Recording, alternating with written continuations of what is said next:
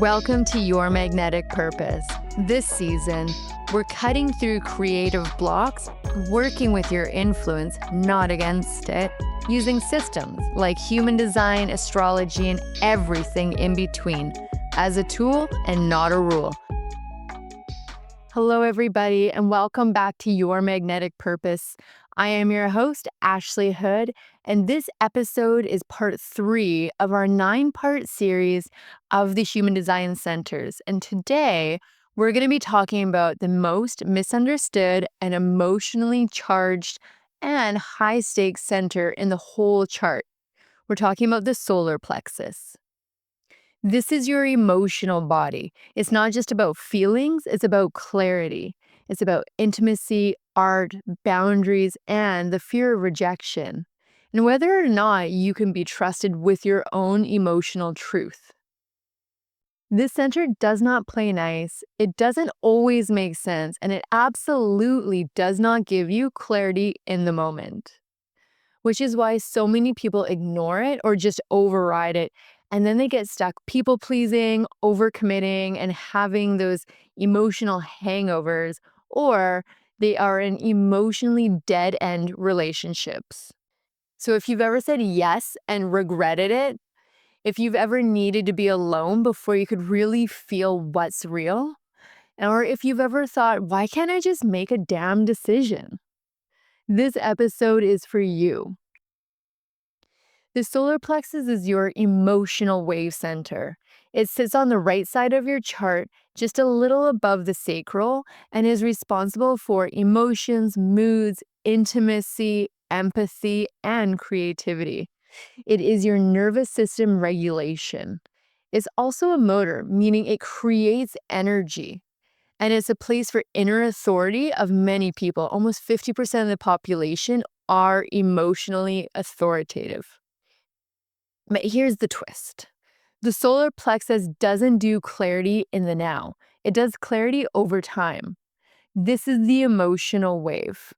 If you are emotionally defined, this center is your authority, and it is your job to wait. You're not meant to make big decisions from a high or a low. You're here to wait the wave out and to level out to a neutral state. And from there, that's where your truth emerges. If you're emotionally undefined, you feel everybody else's emotional wave, and you're here to observe, not absorb. Know what's yours and what is somebody else's emotional wave. We're all learning how to be emotionally intelligent as humans, so let's be gentle, but don't BS yourself either. If you have a defined solar plexus, you are emotionally defined. You create emotional energy and you ride waves. Sometimes you're on a high and everything is beautiful and electric. And then sometimes you're on a low and everything sucks and you want to disappear. Kind of like a crab retreating back into its shell or the hermit in tarot. You need time for introspection before making big life decisions. And that's not a problem. That is your rhythm.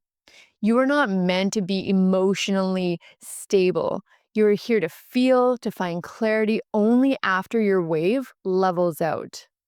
If you force decisions at the peak or in the valley of your emotional wave, you will end up overcommitted, overwhelmed, and emotionally hungover.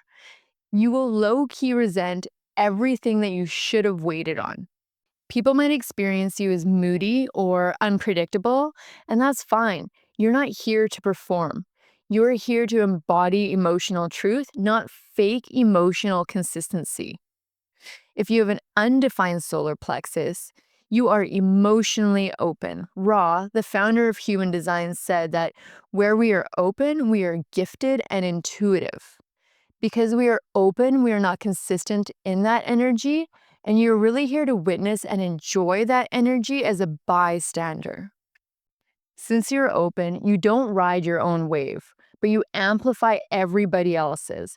This can make you emotionally intuitive, incredibly perceptive, but also hypersensitive and avoidant, or even just downright codependent.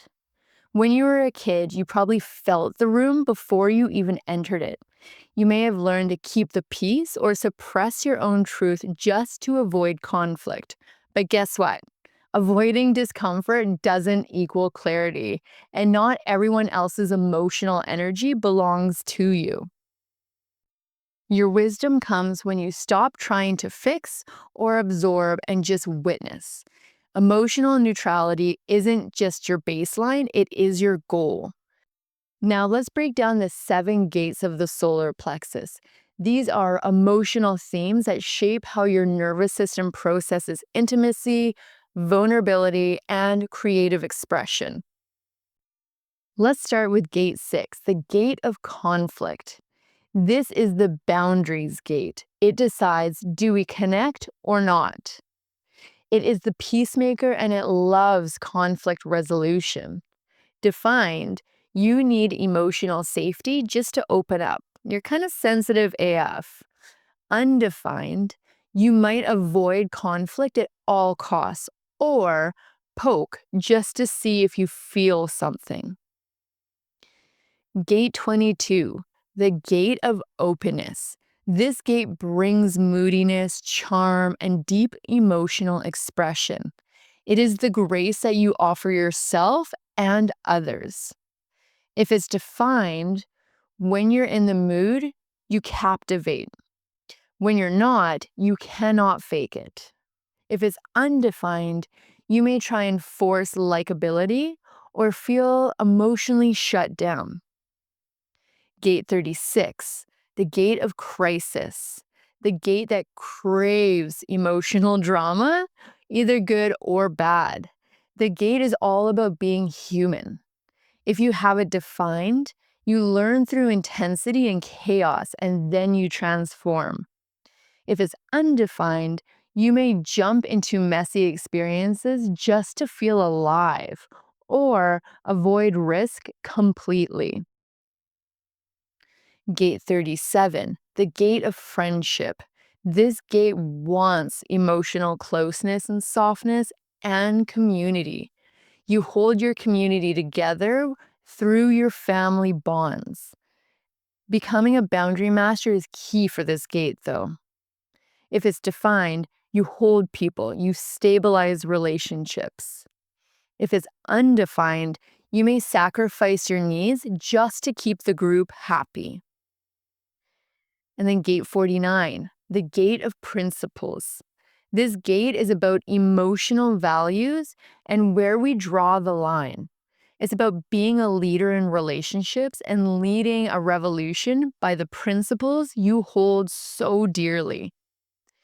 If you have it defined, you and someone crosses your boundaries, you will burn everything to the ground.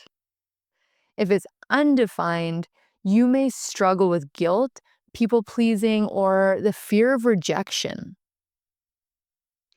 Gate 55, the gate of spirit or abundance.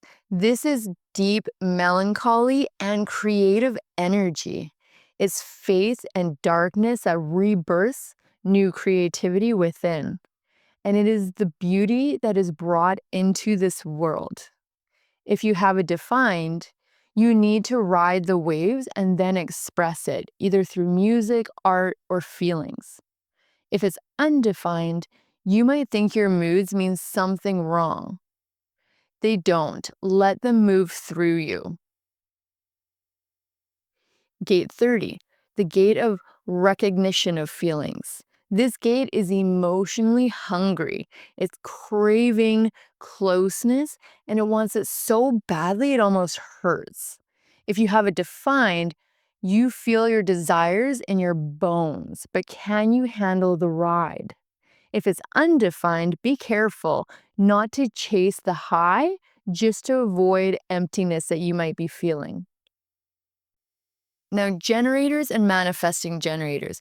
If you are emotionally defined, you still need to wait for clarity. Your sacral may say yes, but don't act until the wave calms. If you're undefined, you may say yes just to avoid disappointing people. Your sacral response is powerful, but is not the full story when you're riding the wave. For projectors, you're deeply empathetic, especially with an undefined solar plexus. Watch out for over-identifying with other people's emotions or trying to fix them. Wait for the invitation and emotional clarity. Boundaries are not mean, they are your medicine. Manifestors, you are here to initiate, but not impulsively. A defined solar plexus, inform once you are emotionally clear and not before. Undefined, you'll absorb the emotional noise around you and retreat when needed. Time alone is non-negotiable for emotional clarity. And then reflectors. You reflect the entire emotional ecosystem of your environment. You must give yourself time. A lunar cycle is your calm, clarity curve. If you are in an emotionally volatile environment, your clarity is going to be distorted. Protect your emotional field like it's sacred, because it is. This isn't about managing emotions, it's about respecting them. So why not try asking yourself, am I clear or am I just uncomfortable? Is this my emotions or somebody else's? What happens if I don't respond right away? Ride the wave, journal without editing, and let it be messy. Don't over-explain yourself while you're emotional. Let the waves settle. Use your creative expressions like art, music, and movement to discard any feelings that are uncomfortable in the moment. Don't try and force decisions from emotional highs or lows. Don't say yes just to avoid disappointing people. And don't call it intuition if it's actually anxiety. Emotional depth is not a weakness, it is intelligence, but you have to stop expecting clarity to be instant. Your nervous system is not a light switch, it's a tide. It comes in and it goes out. And if you can learn to respect your wave, you'll stop breaking promises to yourself. So wait, breathe, and let the truth rise after the storm passes. This is not avoidance, this is emotional mastery. If you're enjoying this series about the human design centers, head over to yourmagneticpurpose.com and book a live reading where we can dive deep into your own specific chart and how this is showing up for you. Until next time, I am your host, Ashley Hood. Stay safe, and I will see you in the next episode. If you enjoyed today's episode, make sure to like, share, and subscribe wherever you stream your podcast. For more resources and tools to explore human design, tarot, and astrology, head over to yourmagneticpurpose.com and book a live one-on-one reading or download your free chart. Remember, the more that you align with your purpose, the more opportunities you attract.